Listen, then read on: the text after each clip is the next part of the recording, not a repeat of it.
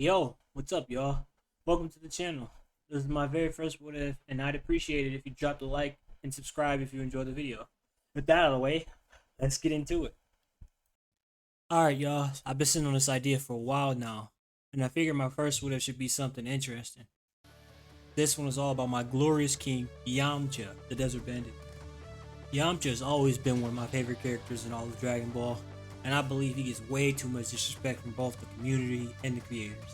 So in this what if, I'm making a change that gives him the spotlight I think he deserves. What if Yamcha was actually a Saiyan? More specifically, what if Yamcha was the son of Tora, Bardock, right-hand man? I think it adds a lot of room for me to make Yamcha a much more relevant character to the plot, and get really creative with his arsenal of abilities. So with that set up, welcome to my very first what if. What if Yamcha was a Saiyan, aka the son of Tora? Let's start from the beginning, back on planet Vegeta. Alright, so we starting this what if back on planet Vegeta, but we ain't focused on Goku this time. This time we're focusing on Bardock's best friend, Tora. You probably remember him from the Bardock special. Him along with the rest of Bardock's squad got wiped by the Doria squad. Now in this version, Tora has a son, Yamcha.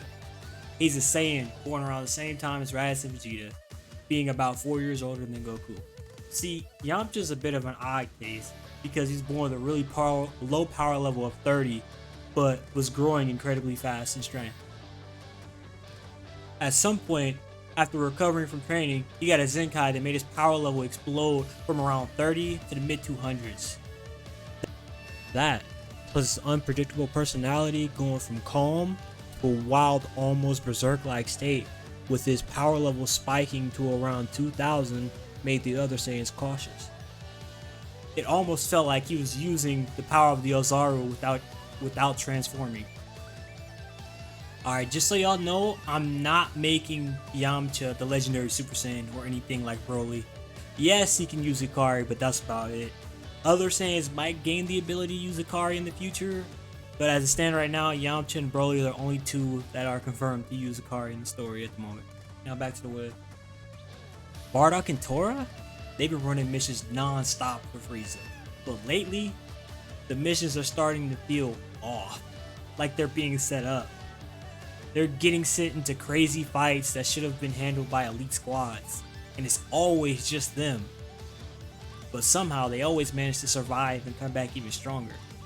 Realistically, at this point, the team had a collective power level of slightly less than 200k, being Bardock at 45k, Tora at 44k, Borgos at 38k, Fasha at 35k, and Shugesh at 36k. That's when they realized it's not just bad luck. Frieza's just straight up trying to get rid of the squad because their rate of growth is concerning him. Usually he would just send Zarbon or Dodoria to deal with them, but the squad of Saiyans have grown too much for the duo to handle by themselves. That's when Frieza gets the idea to have the Ginyu Force deal with them. It's Frieza's most powerful and most reliable squad. So, Frieza comes up with a plan to get rid of the Saiyans by sending the squad on a mission to an out-of-the-way planet to conquer it and sell, but the Ginyu Force will be waiting there to eradicate them. So with this flawless plan in order, he gives the order to Zarbon to have the Saiyan squad sent out on the mission, as he fills Captain Ginyu in on his plan. We cut back to the Saiyan squad.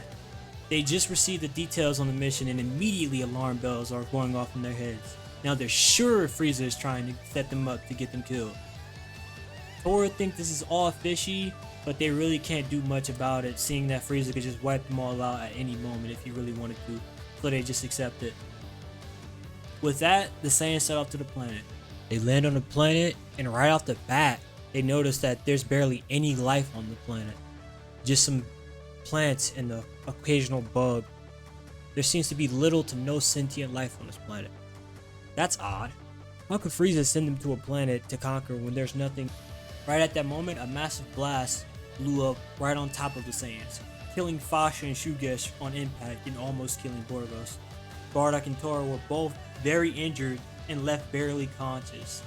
They then see 5 figures descend down to the lifeless bodies of Fasha, Shugesh, and the still breathing Borgos. Raccoon then stomps on Borgos' head, killing Borgos before they leave as Bardock and Tora finally lose consciousness.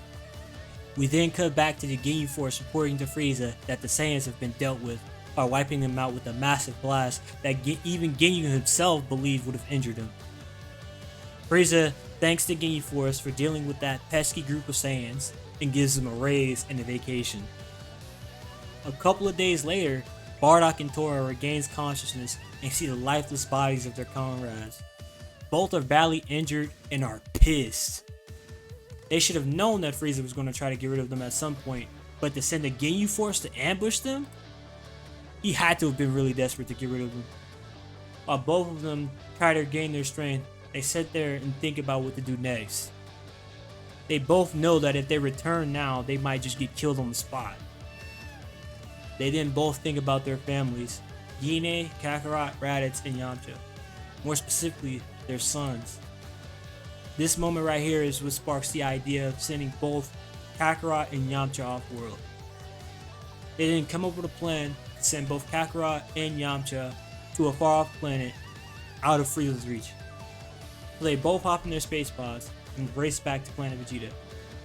Arriving back on Planet Vegeta, Bardock and Tora both rush to gather Yamcha and Kakarot and send them both to a far-off planet called Earth. It's out of Frieza's reach and is a relatively weak planet, so there's little to no risk of them dying outright from the inhabitants. Bardock and Gine talk to Kakarot like in canon, and Tora gives Yamcha a red bandana to remember him by. They set the coordinates to Earth and watch as two Saiyans blast off in space. As they're watching the pods exit the atmosphere, they see Frieza's ship approaching.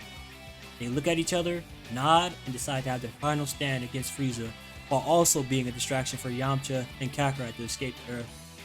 Just like in canon, Frieza overpowers their blast and destroys Planet Vegeta. And with that, we end part 1 off here, with the Saiyan duo crash landing on Earth.